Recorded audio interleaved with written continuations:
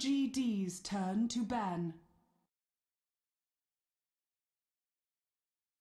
Greetings and salutations, Dota fans. Welcome into this edition of the G-1 Champions League Asia Qualifiers. So much on the line in this best of three. Two fantastic teams squaring off. It's win or go home and win or go and, or I shouldn't say or go land, win and go land for at least one of these teams. Rattlesnake, the enigmatic new team of old veterans, finds themselves in a truly bizarre position today.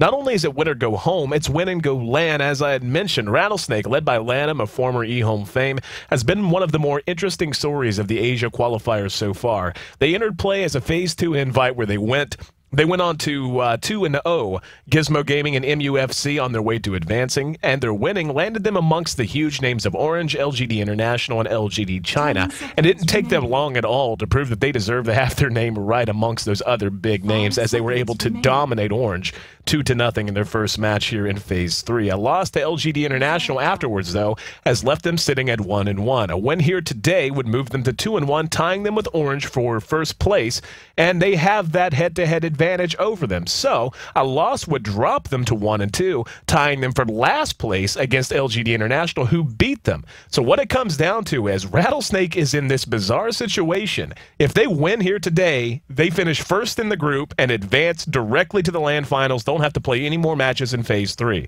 If they lose, not only do they lose their chance at that, they're out. They are done. They will finish in the bottom of the standing. So win or go home, win or go LAN for Rattlesnake. Now for LGD China. When it comes to Chinese, though, I mean, there aren't many teams with more fans than LGD China, and today they may have a few more than usual. 5, actually. See, Orange Esports, who beat LGD in their only meeting here in G1, now finds their fate largely in control of LGD's talented lineup. If Rattlesnake wins, they'll be knocked down to second place via tiebreakers and have to play out of the remainder of the Phase 3 playoffs if they hope to find a way to land. If LGD manages to eliminate Rattlesnake, though, they'll have their ticket punched to the live finals, as they have the tiebreak advantage over Orange.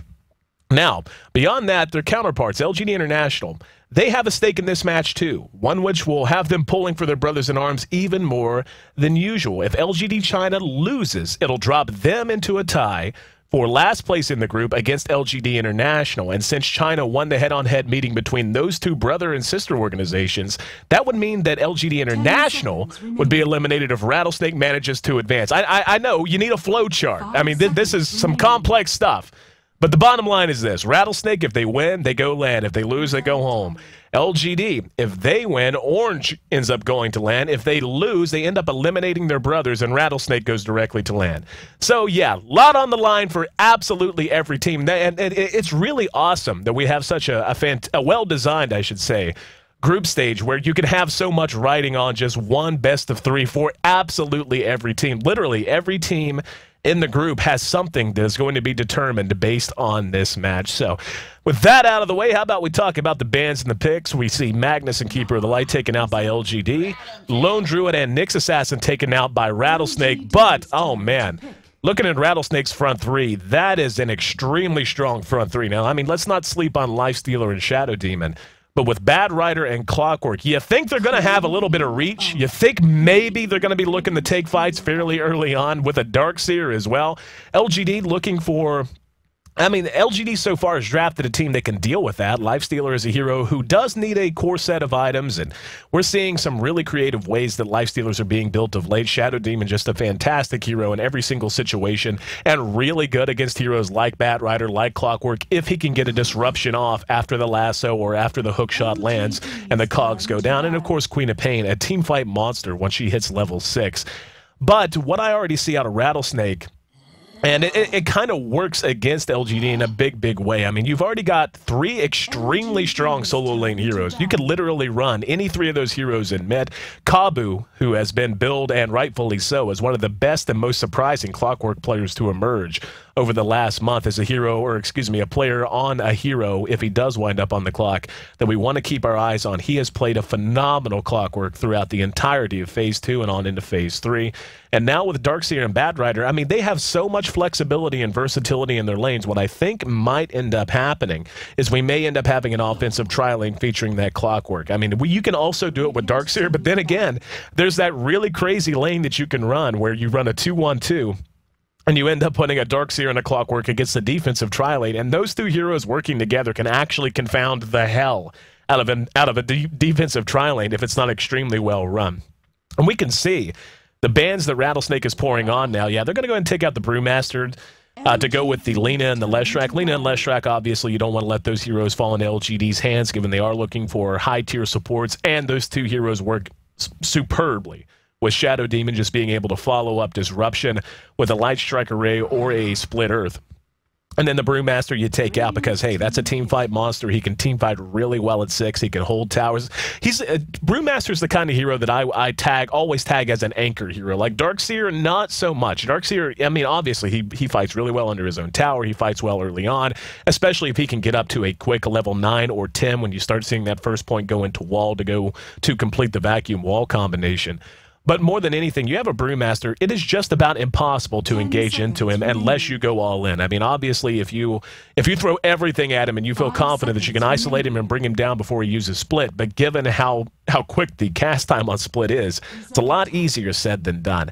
On the side of LGD, we can see them taking out the Weaver, another very strong hero that would have fit very well in a Rattlesnake's lineup, the Anti-Mage and the Rubik. Rubik makes a lot of sense to me. The Anti-Mage, I'm not really sure why you would go something like that, other than the fact that the 3 heroes they already have can teamfight really well just by themselves, and there could be some nasty split push that comes out of a lineup that has these 3 heroes plus maybe one more strong hero that can teamfight earlier on, that you can free the map up by just 4-manning around the map, letting the Anti-Mage farm up. And Rattlesnake is going to pick up a Morphling now. That Morphling pickup is really, really interesting to me. I'll tell you why. And Silencer out of LGD makes a ton of sense, and we'll get to that in a minute. Morphling is a hero. Last time we saw him, Orange ran him, and Morphling still has the same strengths he always did. He's just not quite as useful in the early and middle stages of the game. The Ethereal Blade build doesn't really work like it used to anymore. His morph time, so far as morphing his strength, a little bit less reliable than it used to be. But what a Morphling can contribute and what he really gives you that works well with this lineup, one is mobility. Once he hits level 6, him being in fights will no longer be a problem so long as Rattlesnake is thinking far enough ahead. They'll be able to always have a replicant where they need. Morphling, of course, I mean, that's to say nothing of just being able to TP and then defend towers or what have you. But he also can contribute a lot through nothing else but waveform. The fact that he can show up with a team that has so much team fight when you're talking about hook and cogs, vacuum wall. The ability for Darkseer to vacuum heroes into the cogs, by the way, is just disgustingly good. And then if you can get those heroes together, you have them burning through the Firefly damage, you have them waveformed upon, so on and so forth. That is so much that allows Morphling to really oh, I love it. Absolutely love it. This makes me feel like I'm watching a match from back at the International 2. Crystal Maiden picked up with Morphling now, and what I think they're going to end up doing here is a 2-2-1. I think they're going to end up, and I could very well be wrong, but going back, for those who have been watching a lot of competitive Dota, back to around the time of the International 2. This was something an EG in particular did remarkably well. You pick a Crystal Maiden and a Morphling, you send those 2 heroes mid, then you can simply run a 2-2-1, however you want to do it. They could end up soloing the Bat with Darkseer in the woods and Clock soloing top, or they could end up soloing the Bat in the safe lane with Darkseer and Clockwork running in that offensive position, as I had mentioned. Now, looking at that offensive position that they could possibly take with those 2 heroes, you've got Queen of Pain, who really craves mid. Silencer can mid, but I think he's going to end up working with the Lifestealer and the Shadow Demon. That actually would be a lane that Darkseer and Clockwork could abuse pretty heavily. I mean, the level 6 ult out of Silencer is going to be just devastating for Rattlesnake's teamfight potential if it's executed and used correctly by LGD Gaming. But that doesn't say anything about his lane presence. I mean, yes, Last Word is annoying. It can do some damage. But Silencer's one of those heroes. Oh, wow. Dragon Knight going to be the pickup here. So I think they may end up doing something a little bit nuts here. They may end up I don't know, though. They could end up soloing. They could end up offensively tri-laning this if they really, really wanted to. But honestly, there's so many options available on both teams that it's almost impossible to call it right off. And off to a great start. Love this draft, getting to see a Dragon Knight, a hero that I think is really underutilized in a lot of situations, especially against right-click-centric heroes like a Morphling. Like Waveform, as good as it is in the early and mid-game stages, it doesn't do much later. Same with the shotgun build that you just don't see that much anymore. The F-Blade build doesn't really work for Morphling like it used to. So if you're up against someone that you're just worried is going to be able to right-click you to death if he gets too much farm, DK is actually a phenomenal pick because you're talking an immense amount of bonus armor. Even early on, even with just a couple of points, let alone when it's maxed in Dragon Blood, that makes you so much stronger in terms of being able... And DK is a good hero to give as an example as an anchor hero. It is hard to engage into a DK, especially once he hits 16 and has his level 3 ult. But anyway, I think they're going to have Kabu mid. They may end up just 2-1-2ing this, just going old school. We're going to find out, though. I'm really intrigued by the way that both teams are looking so far. While we have time, doesn't look like we're going to have too much invasion action going on. Let's run through our lineups. Landham, the captain and the progenitor of the Rattlesnake squad. You may remember him from eHome fame. He's going to be handling our Crystal Maiden. Icy will be farming up our Morphling. Darkseer going to be played by Sag. Kabu, the player that I really want to see back in action here today. He's going to be handling our Clockwork and getting a good start in mid. And Batrider going to be played by Luo.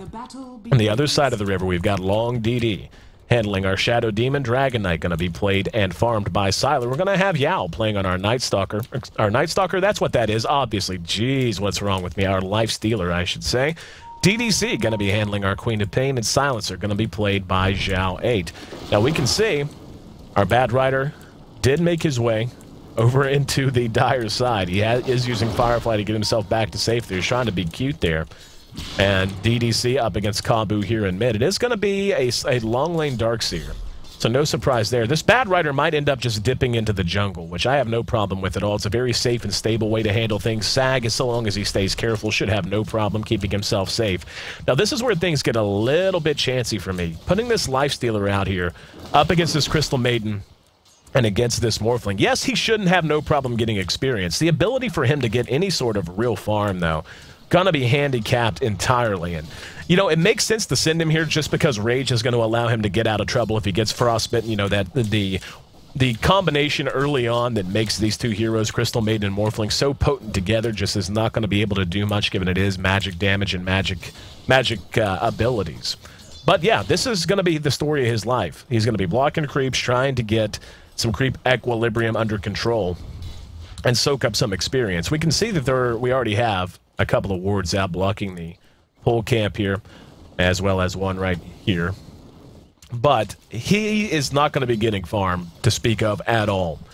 And that's very problematic for a Lifestealer. Lifestealer is a hero who does need a core set of items and does need them fairly quickly. A Lifestealer, I mean, it doesn't matter how you decide to build him. You know, probably the most popular build I've seen over the last week for a Lifestealer, at least in this tournament, has been Phase Drums Sanjin Yasha, or Phase Drums something like that. You know, Phase Drums being the real core items. What I would call the cookie cutter build, of course, going something like an Armlet, then maybe even Drums after that, or, you know, something along those lines. Either way, you need them up at a decent timing. Getting your Armlet up at 25 minutes is not going to contribute a whole lot to your team. At that point, you're barely back to even, especially when you're talking about a Dragon Knight who is doing well so far. Sylar leading RCS, actually tied right up with Morphling. Morphling sitting at 12 and Sylar sitting at 11. And 2.5 minutes in, pretty solid start for both of these players. Excuse me, feel like I'm going to sneeze. Don't want to sneeze into the microphone for you.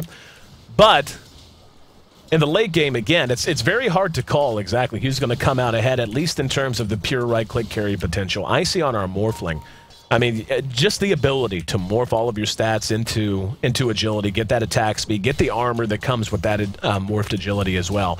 That is certainly going to help not only keep him alive, but to allow him to just pour out an immense amount of damage.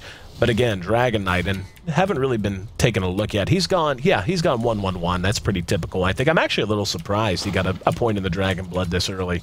Don't think he needs it to farm out of that tri-lane reliably, but what we might end up seeing out of both teams is a willingness to fight, and I think that's really going to be key for Rattlesnake, is once they get off to a decent start here, and this really is a lane that is going to continue to go well for them. Yao, again, sitting at just 3 last hits, not likely to get any better for him anytime soon. And that's something that Rattlesnake's going to be able to capitalize on so long as they have their key heroes with some key items up early. An early mech on the Darkseer, for example, can make a huge difference. Luo, who has taken to the jungle now, just stacking and pulling. I shouldn't even say pulling, just stacking and burning down these jungle creeps. Should be able to get himself up a pretty quick Blink Dagger if he's left to his own devices. Those items, combined with Kabu getting to a quick 6, he's already 4.5. Queen of Pain's actually about a level ahead of him right now, so he has been taking a little bit of abuse. But once they have those heroes in position, they're going to be able to start taking fights and especially pressuring this bottom lane. Because, again, Lifestealer, I mean, he's staying on par in levels because he is able to hang around and rely on Rage to get himself out of trouble. And we are going to have Sag taking a little bit of damage here. But, again, should have no problem making it back. Yeah, be totally safe. Little counter warding going on out of Rattlesnake now. Reasserting their own dominance of their jungle. And now we're going to have Yao engaging on Icy. Icy very much morphed into agility right now. Actually, no, he hasn't. He hasn't morphed in. Yeah, a few points, I guess, but not much. But still taking a decent amount of damage up at top. Now this might be troublesome for that Darkseer. He's going to eat a Dragon Tail immediately. Yep, that's it. First blood. And that's really a mistake that he should not be making there. He has to know that in this position, he's not going to interrupt their farm at all. And yes, obviously, the importance of, like I said, an early mech to them being able to fight early on is going to make him want to get up closer, to take chances, to soak up as much experience as he can just to get himself in a better position, but also to try and make sure that he's getting the gold he needs to try and get up some early team fight items. But right there, that's just a flat-out mistake that should not have been made. And that kill going to Shadow Demon, certainly going to help out a lot. That's a tri-lane who's going to be in much better shape now. 30 last hits for DK, 31 for our Queen of Pain in mid. Morphling's right there with 30 as well. But, yeah, that's...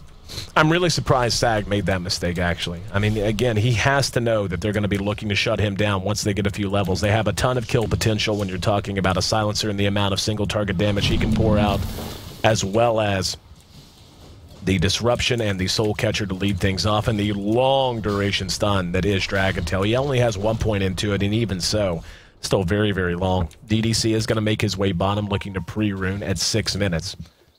And will not find anything. Rune will spawn top. It will be a regen spotted by Clockwork, so 3 regen for our Rattle Trap. So far, though, other than the 1 first blood, relatively quiet on the map. Bad Rider is now hitting that stride, and this is kind of how Bad Rider works. One of the reasons you don't see him in the jungle that much is because he is so dominant as a mid laner in particular, or in any one-on-one lane if you can isolate him that way. He's just excellent because of Sticky Napalm. But if you decide to put him in the jungle, he starts out really slow, starts out, having to, worry about mana issues a lot, having to make sure his regen is there, really has to be on time with his stacks to get the most out of every usage of Firefly. But about the time he gets his Tranquil Boots up, his jungle speed just goes through the roof, and he's on pace for a 9-minute Blink Dagger, give or take. And that's exactly what I was talking about for Rattlesnake. Getting that up, if, Sag hadn't have died, he'd have been in much better shape heading towards a mech. He doesn't have his boots yet, so still quite a ways away. Did opt to go instead of getting a soul ring, though, so slightly cheaper option. We'll see what he wants to follow that up with.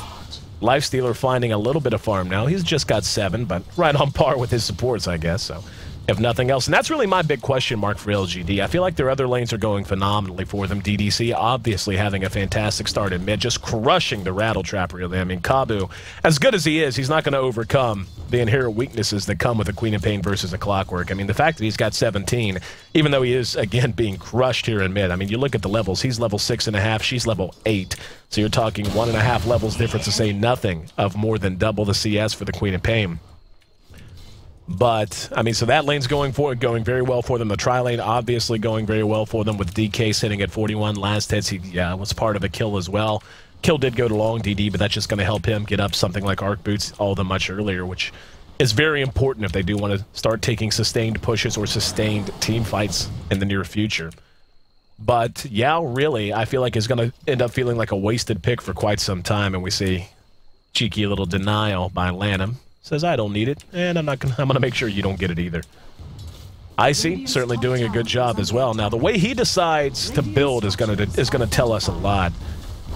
Mentioned that the F-Blade build just doesn't work quite as well as it used to. It's not terrible. I mean, it's not something that he just can't do. It's just not quite as effective as it was at one time. And because of that, we don't see it all that often. But it is a choice that if he decides to head that direction, will allow him to start fighting with his team much earlier on. And it's honestly been so long since I've seen a Morphling that it makes it hard to call. Now, something, I'll be honest, I don't know, but I would think would work this way is Global Silence. I'm pretty sure should prevent Morphling from morphing stats. I don't know that for sure just because I've never seen it. And it's not something I've ever thought to look up, really. But If a global silence prevents Morphling from morphing his stats, that alone makes that pickup worthwhile for LGD.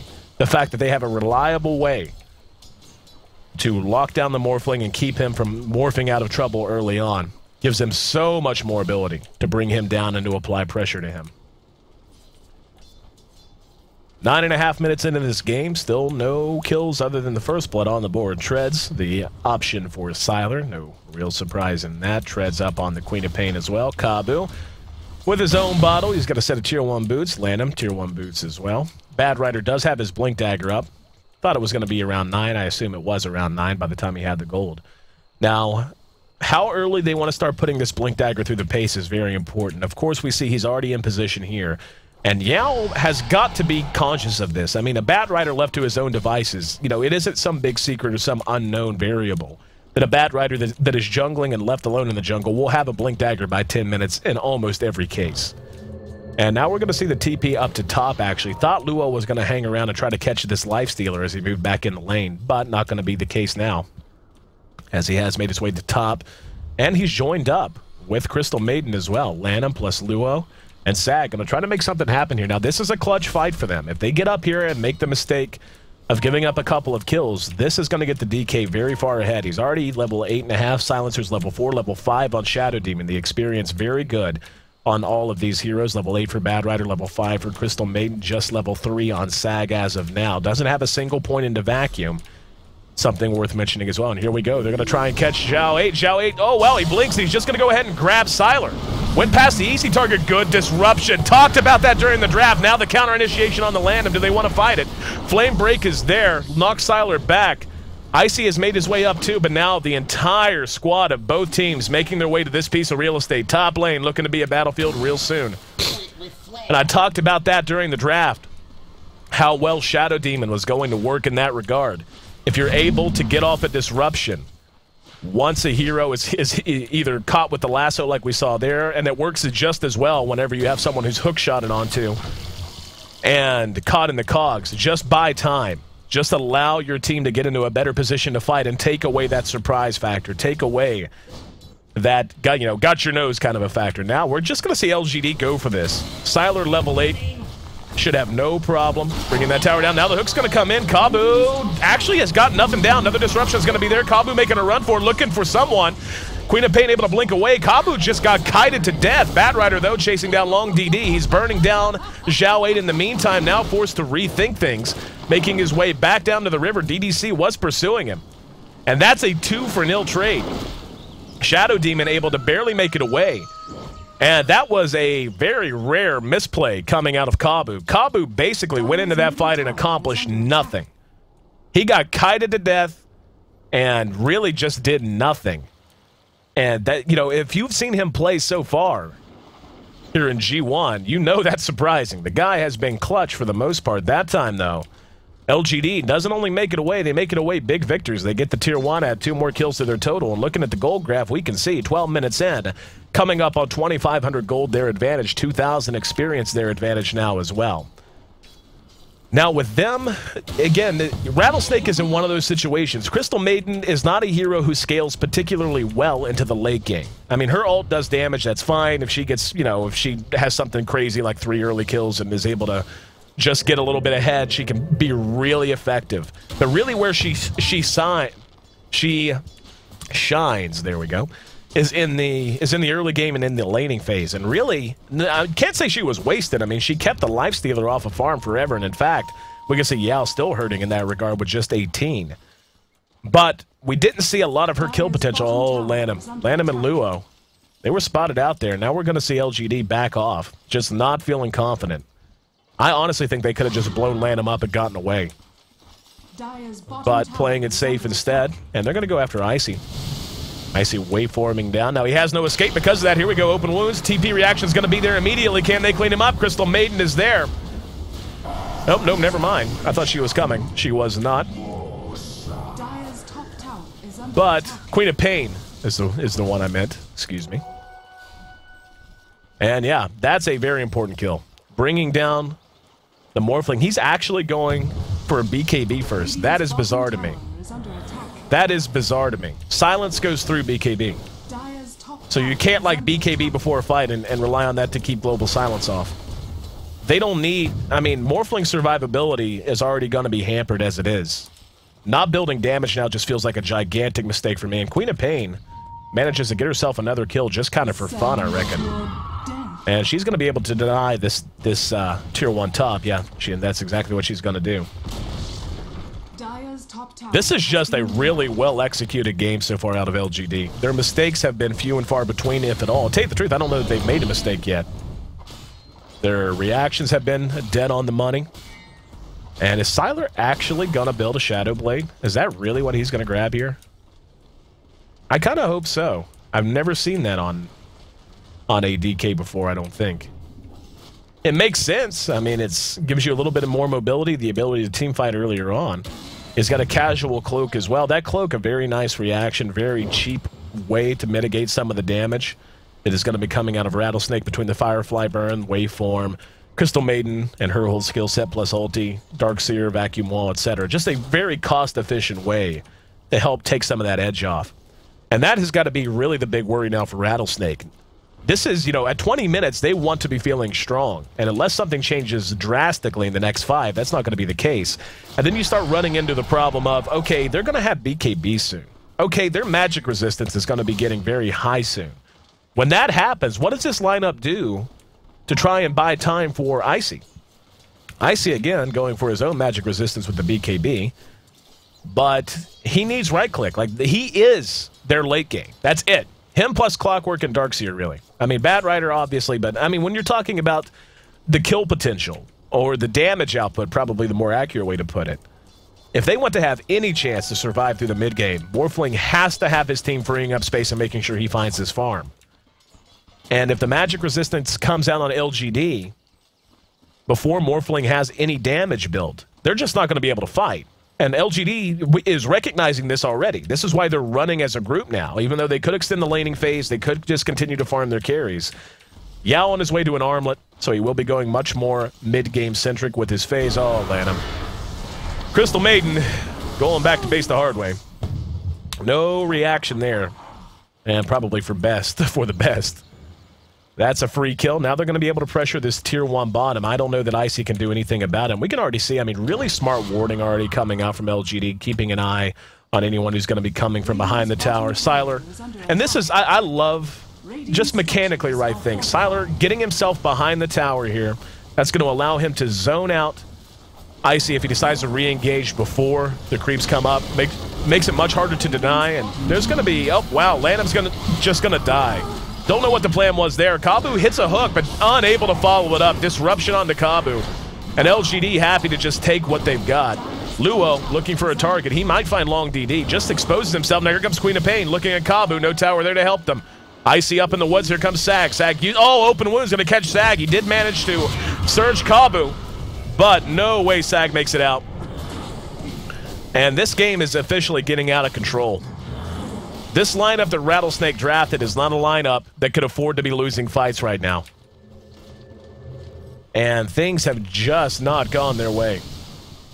And Morphling again, I mean, I'm just a little baffled by this Ogre Club. Just a little baffled by it. I'm not sure what it could possibly give them that they need right now. Morphling can't even fight. And a BKB is not really going to change that. A BKB is not going to make him do better damage. For now, though, LGD just beginning to systematically clear off towers. Only one tier 1 remaining. It's the tier 1 mid here. Queen of Pain has already gotten an Orchid up. How sick is that? Queen of Pain now able to take away, at any given time, at least one of the major contributing factors of Rattlesnake's team fight. Want to take Morphling out of the fight, prevent a waveform, boom, there you go. You want to take Bad Rider out, make sure he can't lasso, blink on him, and silence him before you can do anything else. DDC off to a phenomenal start. In fact, sitting way ahead of the rest of the board in terms of CS at 106. 31 denies as well, which matters a lot for our little rattle trap here. Kabu does have his tier 2s up. He's added a bracer plus a casual cloak of his own. Mech going to be done on Zhao 8 very soon. And when that mech comes out, that I really don't know what Rattlesnake can do. I don't know that they can fight. Because what's going to happen is you're going to have a hook shot and a Bat Rider blink in. And you're going to see Long DD, unless he's the one who is lassoed, which should never happen. I mean, Long DD's smart enough to know where he belongs in terms of positioning. And yeah, we're going to have Icy just killed. That should never happen to a Morphling, ever. 9-0. Morphling still in search of that elusive BKB. And that's going to free up LGD to now push mid. But anyway, what's going to happen when that mech comes out is you're going to have a disruption from Long DD to take away one of the targets that's lassoed or hooked. Then you're going to have mech on the other one. And then you're just going to have a massive re-engagement following Global Silence. Like, they don't even have to worry about using Silence until after the hook and the lasso are used. And at that point, what do they have? They have a Morphling with 1/3 of a BKB. And that's their damage output. I am really impressed with the way LGD drafted this and seeing it in action now. I mean, it's so hard to predict exactly what the game plan is going to be of a professional team of this caliber. But watching it materialize in front of your eyes is really just a pleasure to behold. And yeah, Luo now just locked down, never had a chance. Global Silence used just to prevent any kind of escape. Lanham's gone. And this is getting ugly. And yeah, the GG is going to be called. I don't blame him. I mean, they literally have no way to fight. And I mean literally. Not like I'm joking with Puppy literally. They have no way to fight right now. 0-11. LGD hangs a bagel on him. Hangs a bagel on him. An 11-0 shutout, 20 minutes into the game. And this might be the single most impressive victory I've ever seen in professional Dota. Systematic, no mistakes made, great drafting, great lineups, very well played. And it's not as if Rattlesnake is just this terrible team. Rattlesnake 2-0 Orange. They hung a bagel on Orange. But I am just utterly blown away by this performance out of LGD, especially given LGD has shown some weaknesses over the last week or two. They have shown some weaknesses here and there. Not showing a damn one here today. 21 minutes it took them. Actually less than. 20 minutes, 56 seconds, the official game time. 11-0. And LGD leads this best of series 1-0. Rattlesnake, if they can battle back and take 2 in a row, they're going to punch their ticket to the live land finals, LGD. Got other things in mind. Rattlesnake can't lose another game. It is down to the nitty-gritty. Win or go home in Game 2. Rattlesnake drops Game 2. They are out after battling their way to Phase 3 from Phase 2. I'm AC, and you're here on One More Game TV 2. Hope you guys are enjoying the broadcast. Game 2 of this best of 3 coming up next.